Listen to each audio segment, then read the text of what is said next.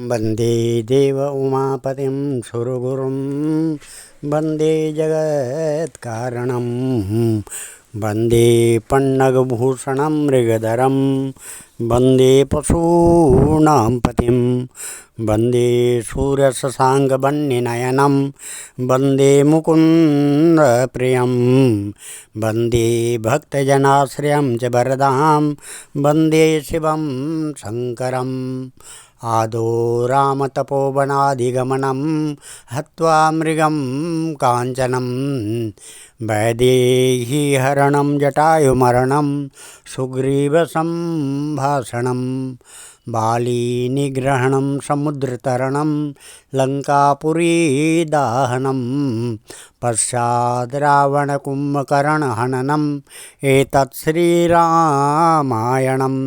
भगवान सियापति रामचंद्र के चरण कमलों में नतमस्तक होकर के हम ये रामचरितमानस अयोध्या कांड के 41वें दोहे से आगे की कथा शुरू करने जा रहे हैं, जिसमें कल आपने सुना होगा कि वन में विशेष रूप से मुनियों का मिलाप होगा, जिसमें मेरा सभी प्रकार से कल्याण है।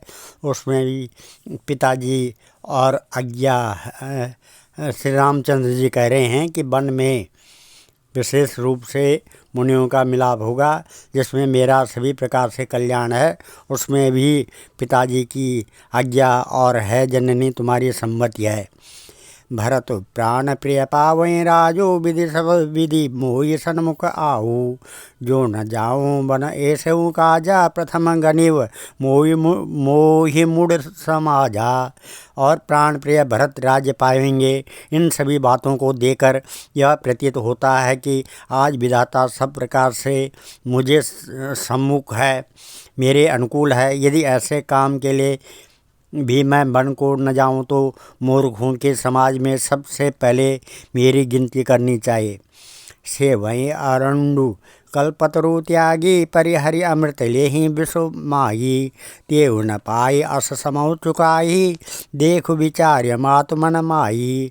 जो कल्प वृक्ष को छोड़कर रेंड की सेवा करते हैं और अमृत त्याग कर विष मांग लेते हैं, है माता तुम मन में विचार को कर देखो, वे महामूर्ख भी ऐसा मौका पाकर कभी न चुकेंगे। अम्ब एक दुख मोहि विशेषी निपट विकल नरनायक देखी, थोरे बात पिताएं दुख भारी होती प्रतीत न मोहि महतारी। है माता मुझे एक ही दुख विशेष रूप से हो रहा है, वह महाराज को अत्यंत व्याकुल देखकर। इस थोड़ी सी बात के लिए ही पिताजी को इतना भारी दुख हो, है माता मुझे इस बात पर विश्वास नहीं होता।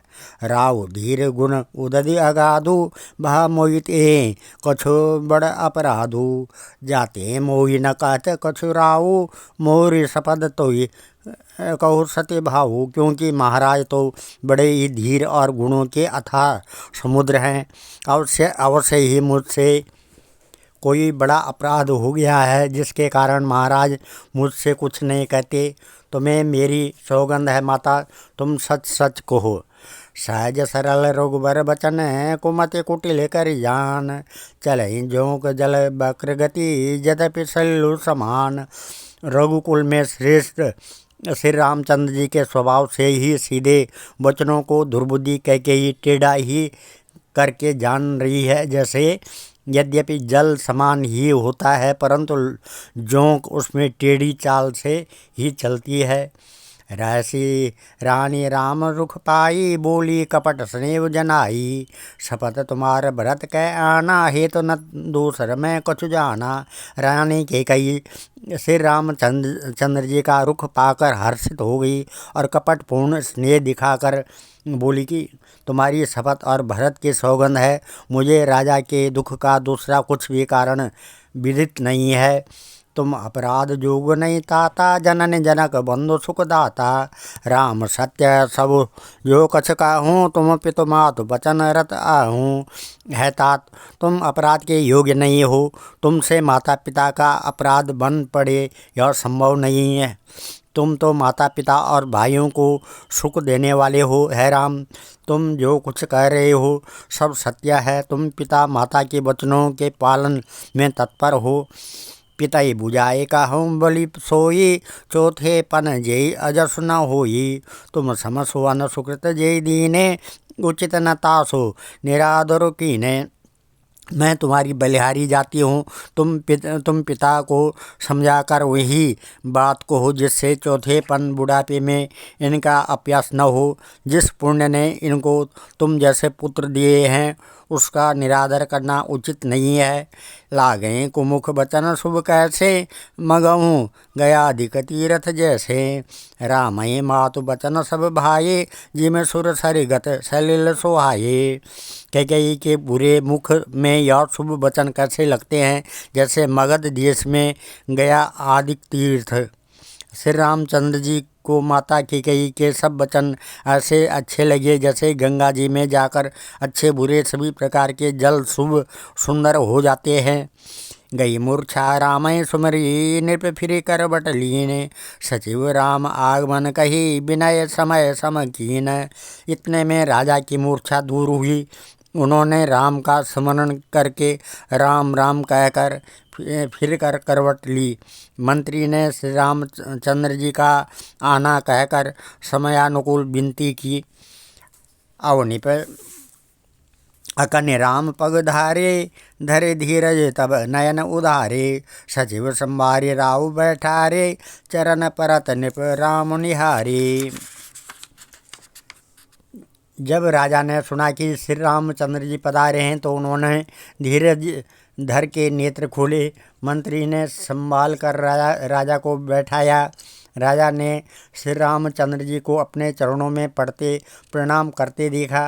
लिए स्नेह विकल उरलाई, गए मनि मनऊ फनिक फिर पाई।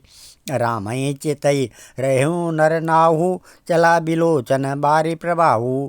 स्नेह से विकल राजा ने राम जी को हृदय से लगा लिया, मानो सांप ने अपनी खोई हुई मणि फिर से पाली हो। राजा दशरथ जी श्री राम जी को देखते ही रह गए। उनके नेत्रों से आंसुओं की धारा बह चली। शोक विवश कुछ कहे न पारा, हृदय लगावत बारह बारा। विधे मानव राव मन माही, ये रघुनाथ न कानन जाई। शोक के विशेष वर्ष होने के कारण राजा कुछ कह नहीं सकते। वे बार बार श्री रामचंद्र जी को हृदय से लगाते हैं और मन में ब्रह्मा जी को मनाते हैं कि जिससे श्री रघुनाथ जी वन को न जाएं। सुमरे महेश सिकाएँ निहोरी, बिनती सुनऊँ सदा शिव मोरी। आशुतोष तुम अव ढर दानी, आरती हरऊँ दीन जन जानी। फिर महादेव जी का स्मरण करके उनसे निहोरा करते हुए कहते हैं कि है सदाशिव, आप मेरी विनती सुनिए। आप आशुतोष शीघ्र प्रसन्न होने वाले और अवढ़ दानी मोह मांगा दे डालने वाले हैं, अतः मुझे अपना दीन सेवक जानकर मेरे दुख को दूर कीजिए। तुम प्रेरक सबके हृदया, सो मति रामय देव। बचन मोर तज रहे घर, परिहरे शील स्नेह। आप प्रेम रूप से सबके हृदय में हैं। आप श्री रामचंद्र जी को ऐसी बुद्धि दीजिए जिससे वे मेरे वचन को त्याग कर और शील स्नेह को छोड़कर घर ही में रह जाएं। अजस हो जग सुजस नसाऊ, नरक परों बरो सुरपुर जाऊ। सब दुख दुसह साभऊ, मोहि लोचन ओट राम जन होहि। जगत में चाहे अपयश हो और सुयश नष्ट हो जाए, चाहे नया पाप होने से मैं नरक में गिरूं अथवा स्वर्ग चला जाए, पूर्व पुण्य के फलस्वरूप मिलने वाला स्वर्ग चाहे मुझे न मिले, और भी सब प्रकार के दुख आप मुझसे सहन करा लें, पर श्री रामचंद्र मेरी आँखों की ओट न हो। असमन गुणय राव नहीं बोला, पीपर पात सरिस मन डोला। रघुपति पिता ही प्रेम बस जानी, पुण्य कछु कहें मातु अनुमानी। राजा मन ही मन इस प्रकार विचार कर रहे हैं, बोलते नहीं। उनका मन पीपल के पत्ते की तरह डोल रहा है। श्री रघुनाथ जी ने पिता को प्रेम की बस जानकर और यह अनुमान करके कि माता फिर कुछ कहेगी तो पिताजी दुख होगा, देश काल अवसर अनुसारी बोले बचन विनीत विचारी, तात कहूँ कछु करऊँ ढिठाई, अनुचित क्षमाओ जाने लड़काई। देश काल और अवसर के अनुकूल विचार कर विनीत वचन कहे, है तात मैं कुछ कहता हूँ, यह ढिठाई करता हूँ, इस अनौचित्य को मेरी बाल्यावस्था समझकर क्षमा कीजिएगा। अति लघु बात लागे दुख पावा, काऊ न मोई कही प्रथम जनावा, देखी गोसाई ही पूछे माता, सुने प्रसंग भये शीतल गाता। इस अत्यंत तुच्छ बात के लिए आपने इतना दुख पाया, मुझे किसी ने पहले कहकर यह बात नहीं बताई। स्वामी, आपको इस दशा में देकर मैंने माता से पूछा, उनसे सारा प्रसंग सुनकर मेरे सब अंग शीतल हो गए, मुझे बड़ी प्रसन्नता हुई। मंगल समय स्नेह बस सोच परिहरि तात, आयस देव हरस जिया कहीं पुलक प्रभु गात। है पिताजी, इस मंगल के समय स्नेहवश होकर सोच करना छोड़ दीजिए और हृदय में प्रसन्न होकर मुझे आज्ञा दीजिए। यह कहते हुए प्रभु श्री रामचंद्र जी सर्वांग पुलकित हो गए। धन्य जन्म जगतीतल तासु, पितय प्रमोद चरित सुने जासु, चारि पदारथ करतल ताके, प्रिय पितु मातु प्राण समझा के। उन्होंने फिर कहा, इस पृथ्वी तल पर उसका जन्म धन्य है जिसके चरित्र सुनकर पिता को परम आनंद हो, जिसको माता पिता प्राणों के समान प्रिय हैं। चारों पदार्थ अर्थ धर्म काम मोक्ष उसके करतलगत मुट्ठी में रहते हैं। आयस पाल जन्म फल पाए, ए हूँ बे गए हो रजाई, विदा मातु सन आवो मांगी, चले हूँ बनाए बहुरी पग लागी। आपकी आज्ञा पालन करके और जन्म का फल पाकर मैं जल्दी ही लौट आऊँगा, अतः कृपया आज्ञा दीजिए। माता से विदा मांग आता हूँ, फिर आपके पैर लगकर प्रणाम करके वन को चलूँगा। अस कही राम गवन तब कीना, भूप शोक बस उतरो न दीना, नगर व्यापी गई बात सुती छी, छुअत चढ़ी जनो सब तन बीछी। ऐसा कहकर तब श्री रामचंद्र जी वहाँ से चल दिए। राजा ने शोकवश कोई उत्तर नहीं दिया।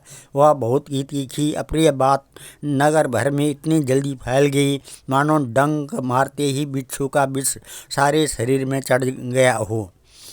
सुने भये बिकल सकल नर नारी, बेल बिटप जिमे देख दवारी, जो जहाँ सुनाई दुनाई सिर सोई, बड़ विषाद नहीं धीरज होई। इस बात को सुनकर सब स्त्री पुरुष ऐसे व्याकुल हो गए जैसे दावानल वन में आग लग गई। देखकर बेल और वृक्ष मुरझा जाते हैं। जो वहाँ सुनता है वह वहीं सिर धुनने लगता है। बड़ा विषाद है, किसी को धीरज नहीं बनता।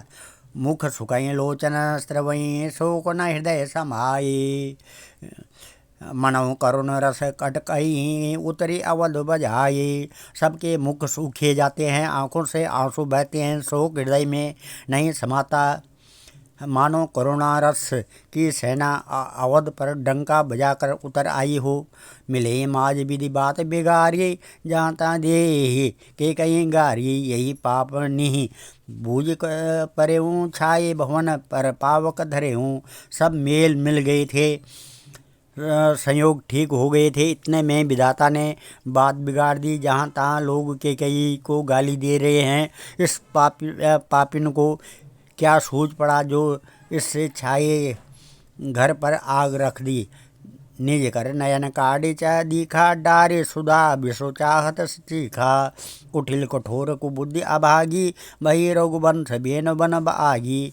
यह अपने हाथ से अपने आँखों को निकाल कर आँखों के बिना ही देखना चाहती है और अमृत फेंक कर विष चखना चाहती है। यह कुटिल कठोर दुर्बुद्धि और अभागिनी के कई रघुवंश रूपी बाँस के वन के लिए अग्नि हो गई। पालव बैठे पेड़ यही काटा, सुख मऊ शोक ठाटो उधरे ठाठा, सदा राम यही प्राण समाना, कारण कवन कुटिल पन ठाना। पत्ते पर बैठकर इसने पेड़ को काट डाला। सुख में शोक का ठाट ऊट कर रख दिया। श्री रामचंद्र जी इसे सदा प्राणों के समान प्रिय थे, फिर भी न जाने किस कारण इसने यह कुटिलता ठानी है। सत्य कहें कभी नारी स्वभावु, सब विधि अगम अगाध दुराहु। निज प्रतिबिंब बरुक गई जाई, जान न जाए नारी गति पाई। कभी सत्य ही कहते हैं कि स्त्री का स्वभाव सब प्रकार से पकड़ में ना आने योग्य अथाह और भेद भरा होता है। अपनी परछाई भले ही पकड़ जाए पर भाई स्त्रियों की गति नहीं जानी जाती है।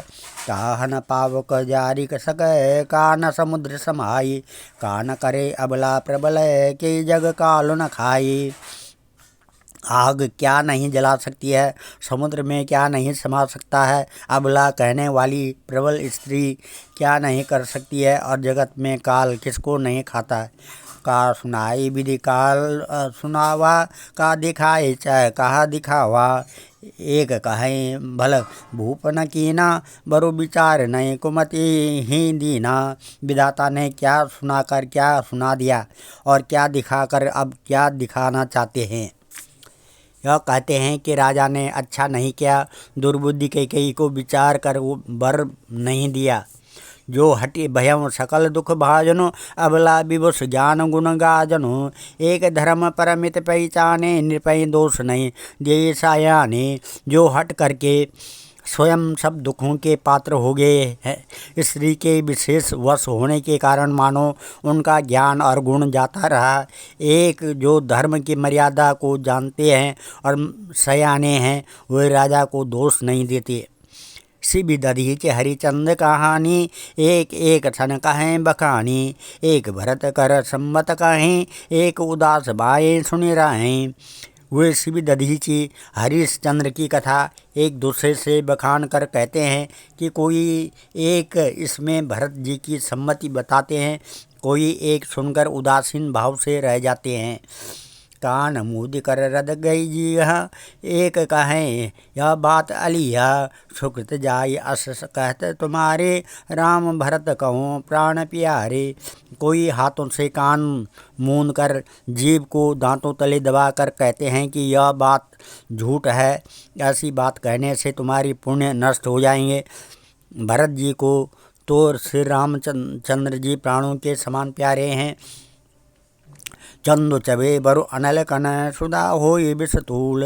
सपनेव कबौ न करहीं किछु, भरत राम प्रतिकूल।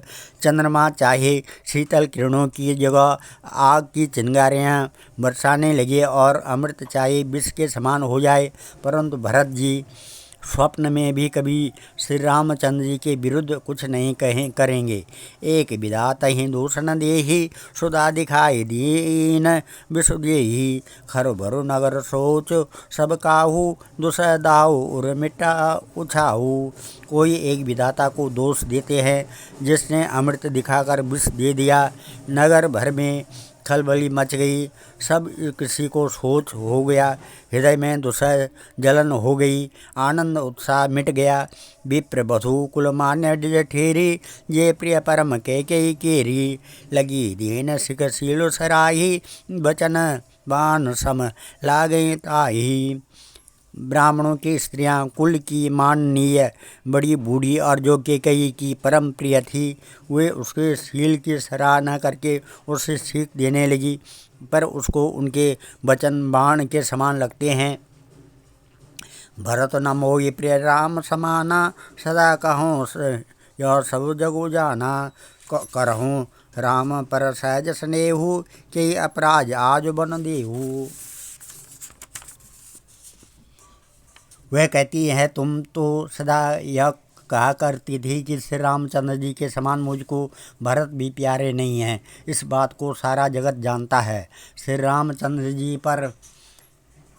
जी पर तो तुम स्वाभाविक ही स्नेह करती रही, आज किस अपराध से उन्हें बन देती हो। कबहु न कियऊँ सबत आरेषु, प्रीति प्रतीति जान सब देशु। कौशल्या अब काह बिगारा तुम जे ही लागे वज्रपुर पारा। तुमने कभी सोते या डाह नहीं किया, सारा देश तुम्हारे प्रेम और विश्वास को जानता है। तब कौशल्या ने तुम्हारा कौन सा बिगाड़ कर दिया जिसके कारण तुमने सारे नगर पर वज्र गिरा दिया। सिय की पिय संगु परिहरयि लखन की रहें धाम, राजू की भू जब भरतपुर नृप की जियहि बिनु राम। क्या सीता जी अपने पति का साथ छोड़ देंगी? क्या लक्ष्मण जी श्री रामचंद्र जी के बिना घर रह सकेंगे? क्या भरत जी श्री रामचंद्र जी के बिना अयोध्यापुरी का राज भोग सकेंगे? और क्या राजा श्री रामचंद्र जी के बिना जीवित रह सकेंगे? अस विचारे उड़ाऊ को हो शोक कलंक कोटि जन हो। भरत अवश्य देव जुबराजू कानन का राम कर काजू। हृदय में ऐसा विचार कर क्रोध छोड़ दो, शोक और कलंक की कोठी मत बनो। भरत को अवश्य युवराज पद दो, पर श्री रामचंद्र जी को वन में क्या काम है? नयन राम राज के भूखे, धर्म धुरीन विषय रस रूखे। गुरु गृह बसऊँ राम तज गेहूँ, नृपसन अस बरु दूसरे लेहूँ। श्री रामचंद्र जी के राज्य के भूखे नहीं हैं, वे धर्म की धुरी को धारण करने वाले और विषय रस से रूखे हैं।